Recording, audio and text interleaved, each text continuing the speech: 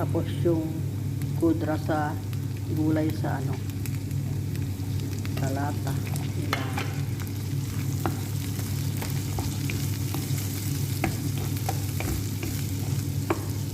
Ilagay natin yung kanin, guys. Ito yung kanin natin.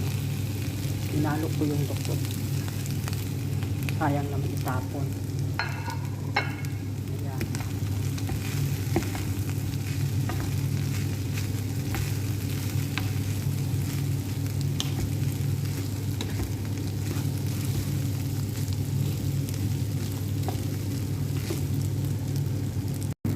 Lagyan natin ng silver swan konti.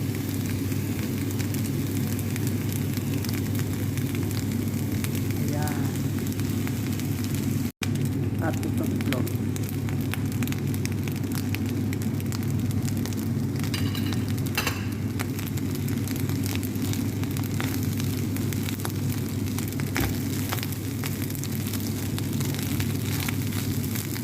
Luto na yung ating fried rice.